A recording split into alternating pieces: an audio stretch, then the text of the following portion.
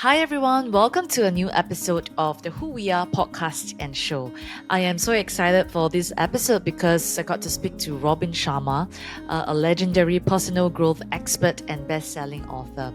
Today we embark on a transformative journey with him as we explore the profound insights in his latest book, The Wealth Money Can't Buy. Throughout this entire episode, we will dive deeper into Robin's insights, research, exploring practical strategies for cultivating a mindset of continuous learning and self-discovery. So, without further ado, let's dive into this enlightening conversation with the one and only Robin Sharma as we uncover the wealth that money can't buy and embark on a journey of growth, transformation, and self-discovery. Robin, thank you so much again for doing this. I'm so excited. I've been following your work since before COVID and really impacted by your teachings, your books, and especially as a leader. I started out really young as an entrepreneur. Back then, I was 18.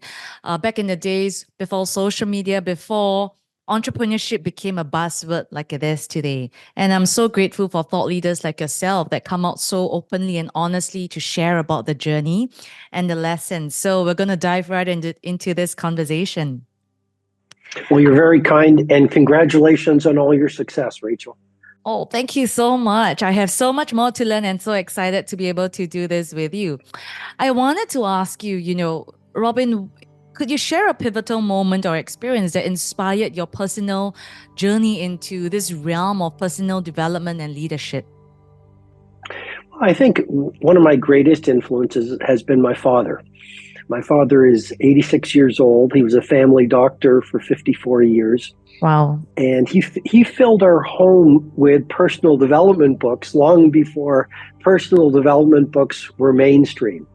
So there was Dale Carnegie and there was Osho, and my father very much lives it as well. So at an early age, I was exposed to the power of working on yourself. It sounds so simple, but your outer life dramatically reflects what's going on inside. And the more we can calibrate and upgrade our inner worlds, the more our businesses or our family life or our impact on the world rises with us. I love that. And I'm going to touch more about that later, especially when it comes to your upcoming book that you're going to launch. Also knowing, one of the other things that you do is also coaching, and that has also reached a global audience. What common challenges do you observe among individuals striving for personal and professional growth? Well, it's a great question. So I mentor sports superstars and music legends and billionaire tech titans. And these people, first of all, I learned this from something I read about Roger Federer, and he said the great ones all doubt themselves. The great ones all doubt themselves. So let's not think that the superstars have insecurities. And as a matter of fact, that's often part of their winning formula. They never feel they have reached Mount Everest. So they're always trying to push for more.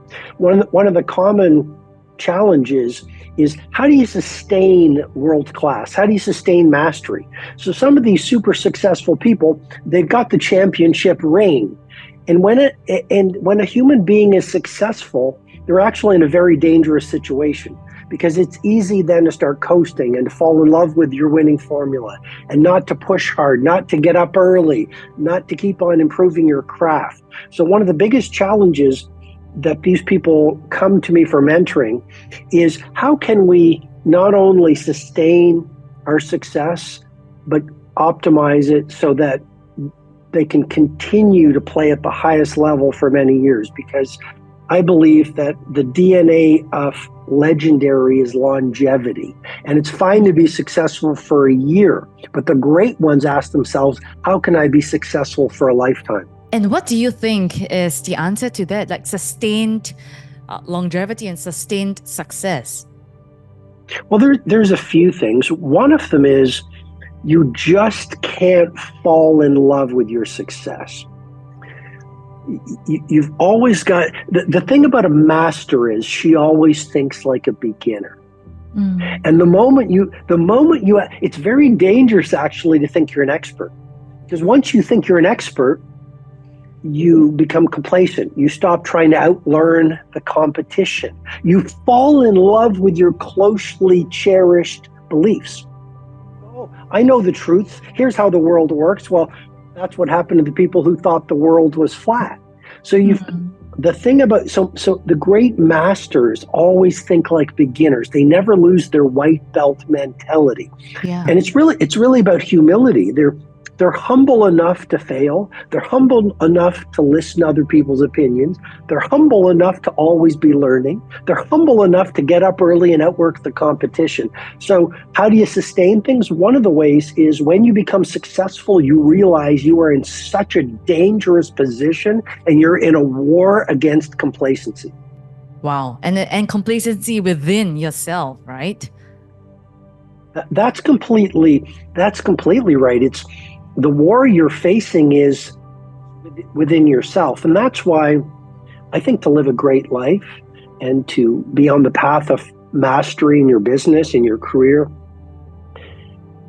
it's really a series of little deaths. And that's why it's so uncomfortable. It's almost like for the best part of you to show up tomorrow, who you were yesterday must experience a little death. And if you're on this path, right, even in your business, I mean, a business that's on a plateau must have the wisdom and discipline to destroy its winning formula, a little death for the sake of innovation so you don't become irrelevant. And that's why the path of world class is a dangerous sport. It's not comfortable, but it's beautiful because it's a great way to spend a life, but it's not comfortable, but it's a great way to live out a life. Wow. And I love that, right? Because you talk also about the notion of self-mastery, leading ourselves, curiosity, being able to learn, unlearn, and relearn. What do you think, or is there one trait that successful people that you've come across have in common? Oh, there's so many. Yeah. A lot of them are members of the 5 a.m. club. and I wrote the book of the 5 a.m. club because it's such a key morning routine. And the Spartan warriors say it so well. They say, sweat more in training and you'll bleed less in war. So giving yourself 1 hour from 5 to 6, I call it in the book the victory hour, and running the 20-20-20 formula that I teach in the book is so powerful. Because then you get up with the sun. Most people are asleep, and you actually make yourself stronger and wiser and more resilient and more creative and healthier and more loving. And of course, that's going to affect the texture of the day. Super successful people also are careless about the opinions of others. So Rachel, most of us say, oh, here's a new idea for an app. Here's a new idea for a book. Here's a new idea for my love life. Here's a new health idea. And as soon as someone laughs at the idea of fasting or getting up early or whatever it is, we believe their opinion and we don't pursue our commitment. The best of the best are monomaniacally focused on their vision, even and especially when they're called crazy. And they take the stones that critics throw at them and build them into monuments of success and mastery that honor their vision. So that's a second trait of the best of the best. They literally don't care about the chattering voices of the critics. They are so invested and they trust their instinct around their vision. Third thing, it sounds so simple, but most people give up on the first sign of defeat. The best of the best in business and humanities and the arts, even if they don't get any applause, they continue for a lifetime. I think about Vincent van Gogh. He only sold 2 artworks in his lifetime. He died anonymous and poor, but he did it not for the money, he did it for the art. Wow, that's inspirational. I also wanted to ask, Robin, how do we navigate the fine line between pushing ourselves for growth and at the same time avoiding burnout or overwhelm? Well, it's actually a brilliant question. And I've never been a subscriber to the hustle and grind culture. I think if you look at the most effective entrepreneurs or the most effective athletes or the people who sustain success, these people, they live their life in seasons. And what I mean by that is, and I talked about this model that I teach called the twin cycles of elite performance. So when they work intensely, focused, passionately, like a warrior trying to get the job done. But then they make time for rest and recovery. So each day, have your block of time where you're going to work intensely without distraction, doing real work versus fake work, and then pull back and take the time to meditate, to walk in the woods, to be with your family, to read something wonderful, to take a hot bath, to be alone in solitude. So I think it's really important to balance elite performance with deep recovery. And that's a lot of what the new book that'll be coming out soon is about. The wealth money can't buy. The wealth money can't buy. And I wrote the book because I really believe there's a just to tell it like I want to say it, I think the definition of success that's subscribed to by a lot of people is just wrong. And I say that respectfully, but it's like our society has taught us wealth and success is about fame, fortune, and applause. We celebrate the billionaire with money in the bank and a huge portfolio, but we don't put the teacher or the gardener or the ski instructor who loves their work and has a great family life on a pedestal. And I think it leaves a lot of us feeling unworthy. Oh, we don't have $1 billion or $1 million, but there's a lot of wealth that money can't buy that's hidden at our doorstep that that a lot of us don't even see. Yeah, I am so excited for the book. Like you said, right, your latest book coming up is The Wealth Money Can't Buy. And you mentioned earlier also shifting your perspective on the definition of success. What prompted this shift in perspective? Well, part of it was the struggles of my clients, Rachel, and part of it was my own struggle. Society does say you can measure success by money, by social media likes, by material things. And there's nothing wrong with those things. Having said that, I've created a model and I've shared it with my mentoring clients for 15 years, and it's transformed their lives. And the model is called the 8 forms of wealth. The 8 forms of wealth. And I really believe that wealth comes in 8 forms. Money is one form. It's important. It puts food on the family table. It allows us to do wonderful things for our family members. Money allows us to have freedom. We can make choices that are good for us versus choices we're forced to make. But it's only one of the 8 forms of wealth. And so the wealth money can't buy is based on the 8 forms of wealth, and I can walk you through them if it would be interesting to you and your audience. Yes, that would be great. And, I also want to say, Robin, before we dive into that a little bit deeper with you, to also give the audience a taste of what the book is about. I must say that I really love that the first form of wealth that you wrote in your book was growth. And it's about daily self-improvement as the cornerstone of personal growth.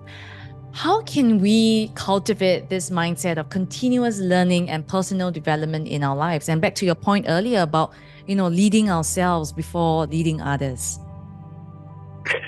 Well, we can cultivate daily personal growth by understanding how truly powerful it is.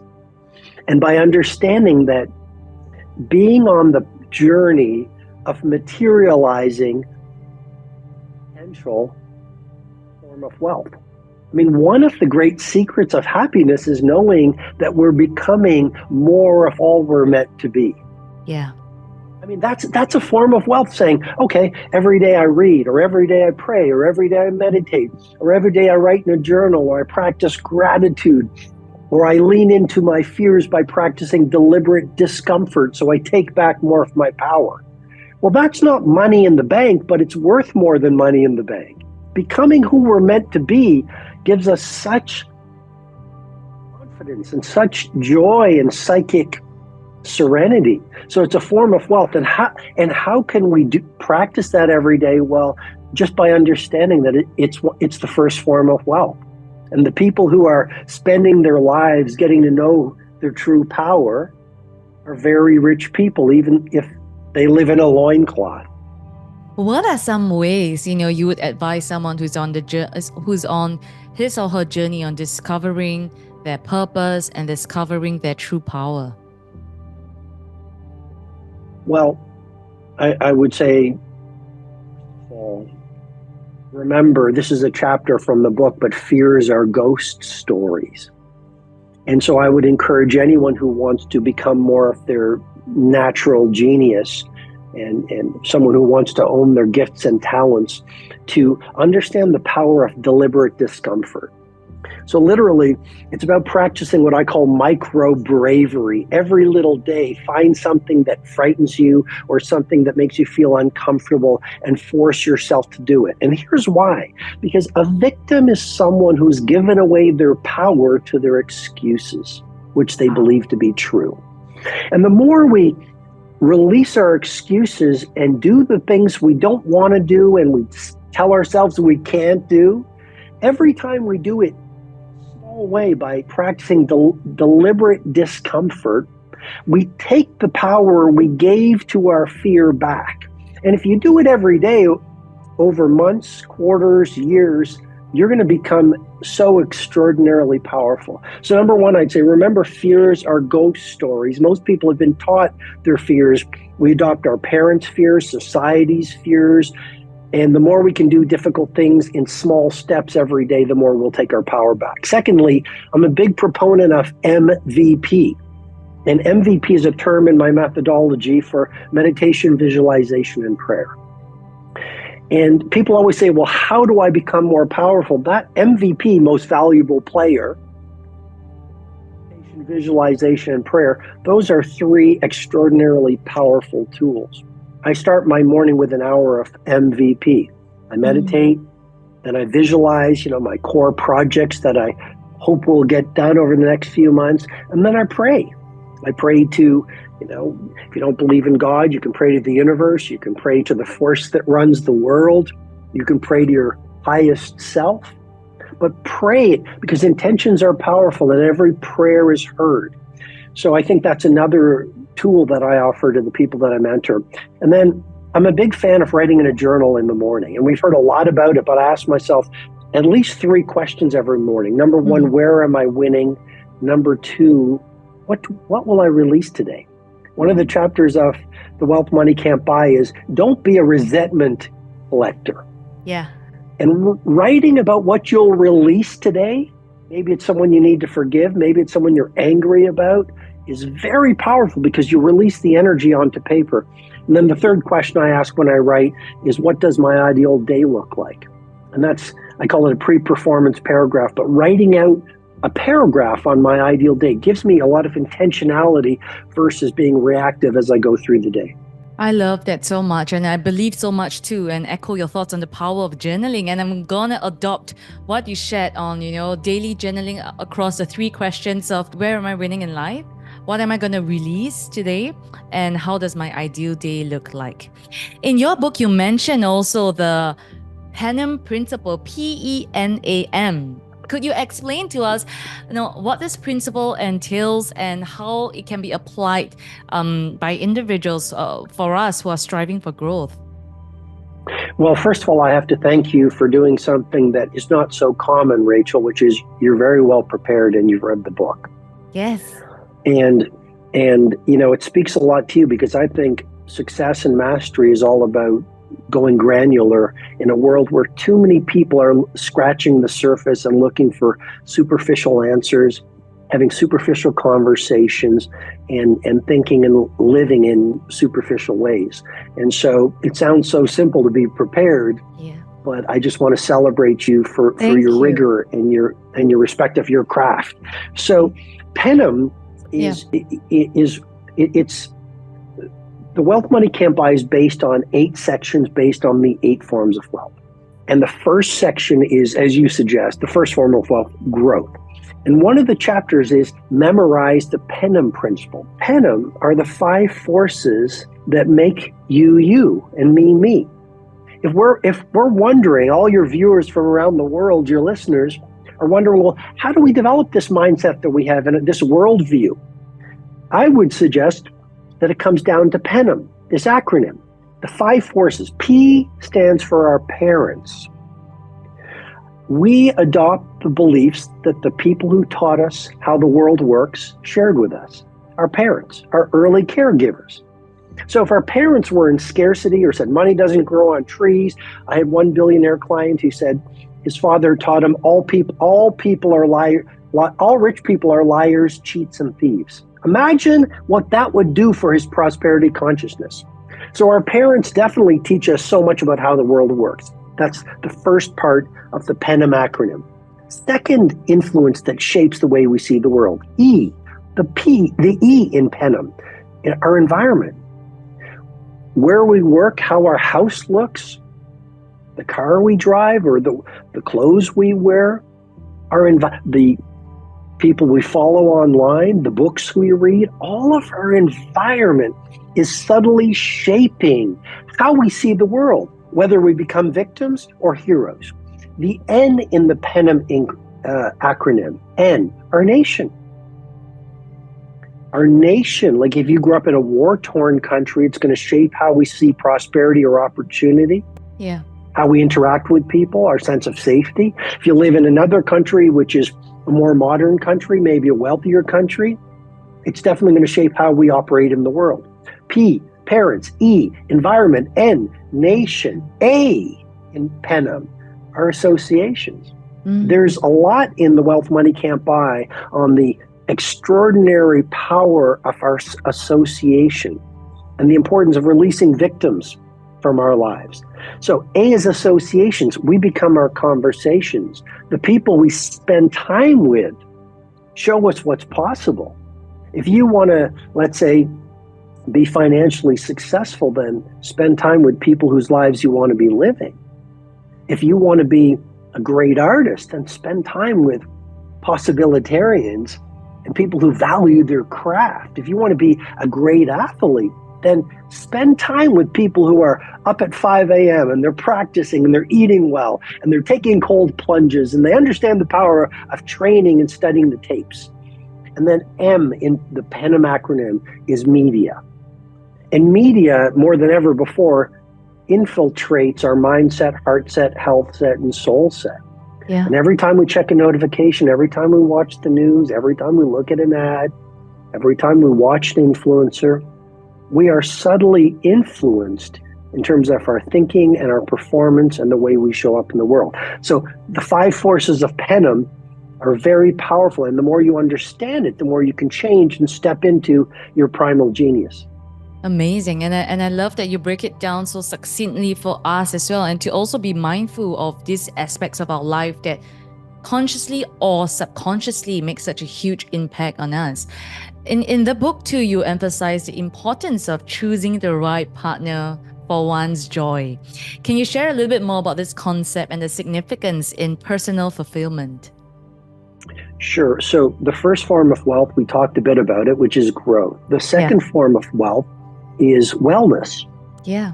So it's that old idea, which is health is the crown on the well person's head that only the ill person can see. And health and wellness is one of those things that we take for granted until we lose it. Most people who are healthy don't wake up and say, I'm so healthy. It's such a blessing. I'm so rich.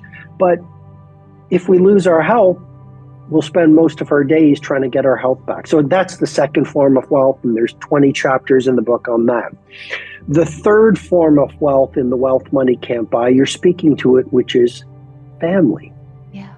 So my partner, Elle, her grandma had her 90th birthday a little while ago. Wow. And at her 90th birthday, and at her 90th birthday party, I sat her aside, or I found some time to sit down next to her, and I said, Nona, we call her Nona. Mm-hmm. I said, you're 90. What's the most important thing you've learned about life? And she didn't say money. She didn't say my stock portfolio. She didn't say social media likes. Nona said what was most important is family. Wow. And so the chapter Money Can't Buy that you are speaking about is the chapter called Your Choice of Mate is 90% of Your Joy. And I think that's so true. It's like often we go into a relationship hoping for the best. Yeah. But a red flag is a red flag. And often we destroy the best years of our life thinking that a red flag that we see in a potential relationship partner is a green light. And so I've learned that, you know, the person we choose to spend our life with in a long-term relationship definitely is 90% of our joy. And so we need to really think through that decision. And there's another chapter in that section called ask yourself the 10,000. Yeah. I was going to ask 10, you that. 000. I love that. That was such an interesting perspective.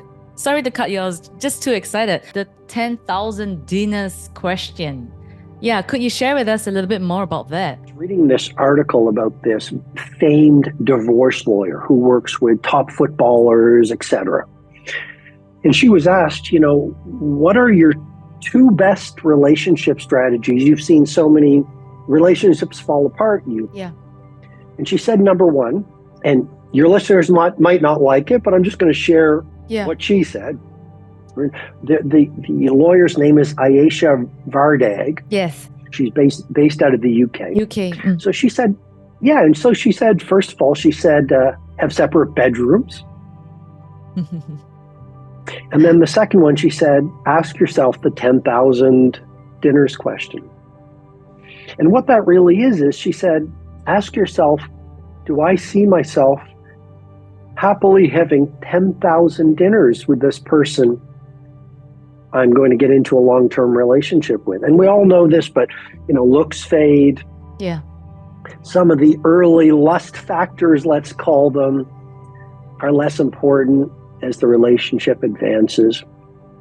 And I found this in my lifetime relationship, which I'm in, but really it comes down to an incredible friendship. Mm. And if you've got that great friendship, you've got, I think, a strong basis for a lifetime relationship. So that chapter in the book is on the 10,000 dinners question. I think it's a really smart question to ask ourselves. Yeah. And also, you know, you discuss in the book the hidden habits of authentically wealthy people. Could you highlight a few of these habits and the impact on personal and professional success? One of the most important of the hidden habits, and that comes from the 5th form of wealth, which is money. So this is not a book about materialism and being a monk on the mountaintop. In that section, it's the 5th form of wealth. I actually deconstruct how the world's wealthiest people actually made their financial fortune. All I'm saying is, don't make money your God, make it your servant. Mm. And so one of the habits, the hidden habits of the world's wealthiest people financially, is they are obsessed with value creation.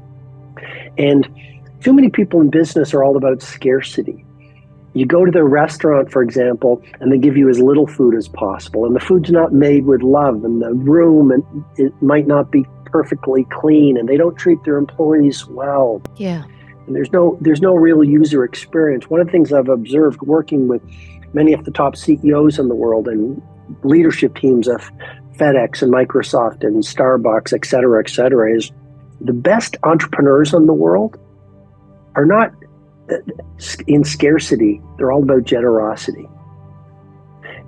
And so a really smart question, it's very counterintuitive. And Rachel, it's practiced in the breach. It's not very common.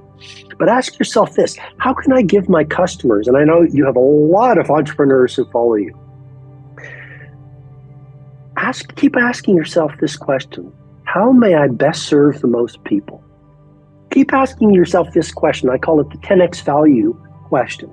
How can I give my customers, my consumers, 10 times the value that they have any right to expect? I mean, on my Instagram, I posted a picture of just some of the manuscripts, the versions of The Wealth Money Can't Buy. I wrote it over the past 12 months. Yeah. And in that picture, there's at least 13 different versions of the manuscript. And in each one of those manuscripts, there's probably 10,000 changes. Why was I so utterly devoted to making this book the best book I've ever done? It'll be up to the readers to determine if it's a good book. But because I have a sacred relationship with my consumers. Writing books and creating content is personal to me. And so one of the hidden habits of the world's most successful people, many of the people I've worked with, they don't do it for the money. They do it for the pride they feel on a job well done. And that is part of the wealth money can't buy. Your head hits the pillow. You feel good about what you do in the world. And the irony is, when you like that as an entrepreneur, the world beats a path to your door. Wow. And you mentioned earlier about, writing this book over 12 months. And in your book, you also mentioned about going ghost for a year. I think that's such an intriguing idea. Can you explain, what it means to go ghost and how can we benefit from such an experience? Sure. So that's another one of the 8 forms of wealth. Yeah. Craft and seeing your work as a platform for purpose. Again, there's 20 chapters in that section. One of them is going ghost for a year. What's that all about? Well, it's kind of like a challenge to the reader, where I'm saying, why don't you pull back from the noise so you can hear the signal? Give yourself a year. If it's not a year, maybe 6 months. If it's not 6 months, maybe 3 months. If it's not 3 months, maybe a month, where you go dark, you go ghost. I guess what I'm suggesting is, too many of us are spending so much time in the world, we're not pulling back from the noise, so we really don't. So sometimes we fall into the trap of spending our best hours climbing mountains, but maybe they're the wrong ones. Wow, that really hits home, because I think, one of the quotes that I hold true to is, don't die with the music still inside of you. And I think one of life's greatest purpose is for us to discover why and what we were created exactly for. Robin, you have mentored billionaires, athletes, heads of state. How has the 8 forms of wealth model that you came up with transformed their lives, and what can we as everyday individuals learn from their experiences? Well, it's transformed the lives of a lot of my clients, because they have fallen. Too many of these people have fallen into the trap that many of us have fallen into, which is, we are spending our best days. You talked about don't die with your music still within you. Yeah. A lot of us are spending our best hours we're never going to get back, chasing these shiny toys of success that our culture says will make you happy. Popularity, material possessions, lots of money, big houses, yachts, whatever it is. And yet it makes me think of what Jim Carrey said. He said, I wish everyone could be rich and famous to realize it doesn't make a difference. And so what the 8 forms of wealth model has shown people is that money is important. I'd rather stay in a nice hotel room than a dirty old hotel room, So money is important. There's no question. And it is one of the 8 forms of wealth. But the model has shown people that family and wellness and personal growth and craft, and then the 6th form of wealth, which is adventure, and the 7th form of wealth, which is community, and the 8th form of wealth, which is service. Living for a cause that's larger than your own life is an incredible form of wealth that money can't buy. I was in Toronto 2 weeks ago, and I had a long dinner with my parents, who are in their 80s. And we laughed and we talked about some of the moments we've shared together. And I asked my dad, his lessons of life, and I listened to my mom's wonderful stories. And all I'm trying to say is, we ate relatively simply that night. The dinner didn't cost this huge amount of money. But to me, that was a priceless evening with my elderly parents. And we can all find the wealth money can't buy. And it doesn't cost a lot of money. So, that's sort of the message that I'm trying to share in the book. Yeah. And true wealth, like you mentioned, thank you so much for redirecting our attentions to what truly matters in life. What do you think, though, Robin, are some of the biggest obstacles for us in achieving true wealth, and how can we overcome them? Well, one of the chapters in the book, in the section on personal growth, is the best way to start is to start. Yeah. And I mentioned in that chapter, I was being interviewed by this wonderful broadcaster in Dubai, great heart, great energy. And she was like, so okay, great. I love this and I love this and I love that. Great ideas. Where do I start? The best way to start is to start. The Chinese philosopher, I believe it was Lao Tzu, said the 1,000-mile journey begins with the single step. So often what we do is we complicate things because we're scared. We read too many books. We watch too many podcasts. We ask too many questions of too many mentors. Just get in the game. Don't complicate it. Take the first step. You want to write a book? First page. You want to run a marathon? Walk around the block. You want to find new love? Walk up to someone in the spin class and say, how's your day going? It really is that simple, and then maintaining it every single day. Another one of the reasons why we don't continue is we're around the wrong people.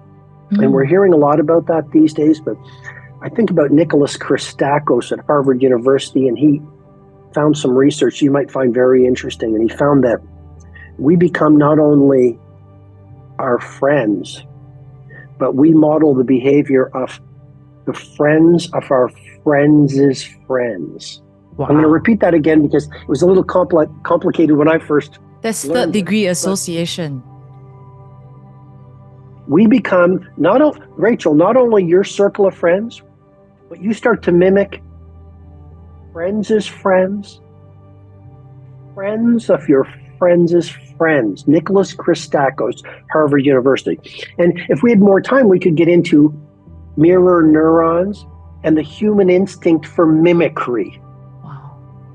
And when we were on the savannah thousands of years ago, when someone discovered a new tool, we would automatically, through a type of brain cell called a mirror neuron, mimic the tool, which allowed the tribe to survive and the new invention to spread, obviously. Well, now here we are in the modern age, and we are very sloppy often with the people who we allow ourselves into our circle. And that's why the sixth form of wealth is our community. And I have 20 chapters in The Wealth Money Can't Buy that'll help people release the energy vampires and the dream stealers and bring people in your life who get you and who love you for who you are and who support you. You've got to fill your life with other people who are misfits, oddballs, and eccentrics versus having people who say, oh, I want to start this new business, and they tell you all the reasons why you'll fail because deep inside, they're frustrated about their own potential unexpressed. Wow. I have so many more questions, Robin, but I want to also be respectful of your time and wrap up, reflecting on the chapter that you wrote about living fully so that we can die empty. What advice would you offer us to, when we seek to live a more purposeful and fulfilling life, ensuring that we leave a meaningful legacy behind? Well, one of the first things I would say is, death has a bad rap in our world. And what I'm suggesting is the more we can build intimacy with our mortality, the more we will live to the point. And so in that chapter you're referring to, I talk about this Indian Maharaja who would celebrate his own funeral every morning as part of his own morning routine. And that might sound strange, but it's actually very wise, because even in our journaling, if we can remember that, life can be accidents, life can be illness, life can be emergencies. Yeah. Life is incredibly fragile and unexpected. And the more we can build some kind of a discipline as part of our morning routine or pre-sleep ritual, that reminds us about how fragile life is. And that even if you live for another 100 years, our days are numbered. The more you can pray and meditate and read about these kinds of things, the shortness of life, the more we won't hold back. I think so much of what we don't do in life is because we're afraid of being rejected. But when we remember that, we're going to be dust someday in the future, we start to live to the point. We start to not worry so much about being laughed at. We start to march to our own drumbeat. We start to listen to that music inside of us, even if the world calls us crazy. And then, Rachel, we start to laugh our own laugh and speak our own voice and do our own dreams. And we start to live a much richer life. That's beautiful. It's really like living with the end in mind. What's one final piece of advice, Robin, that you have for us? Well, I would say to everyone watching or listening, please remember that wealth comes in 7 other forms aside from money and financial wealth. And so let's not be seduced into thinking that we need to make all this money to be happy. Happiness comes in the other forms of wealth, family and wellness and service and pursuing a craft and adventure. And once we follow all of these 8 forms of wealth that the wealth money can't buy is based on, no matter who you are, you live a much richer life. And that's really part of the name of the game. I love that. Thank you so much, Robin. Where can we find you, and where can we find out more about the book that's going to be released in April this year? I personally can't wait to get my hands on copies of it to give away to the people around me. So anyone who wants the book can go to thewealthmoneycan'tbuy.com, thewealthmoneycan'tbuy.com. And I'm excited to share that website because when they pre-order the book from that website or order from the website, they're going to get a 3-hour virtual summit with me if they pre-order, and 10 meditations and all of these really wonderful bonus gifts for pre-ordering. And obviously, they can also get the book at bookstores in April. It comes down April the 9th across the UK and across the world, and online wherever great books are sold. So, and I just want to thank you for all the people that you're influencing. And I know from what I've watched of you and heard about you and learned of you, you do your work with great integrity and great care. And I look at the audiences you have, and people really seem to love you. And that, you're bringing a light to a lot of people. And I think our world needs a lot of light. So I just want to celebrate you for the work you're doing as well.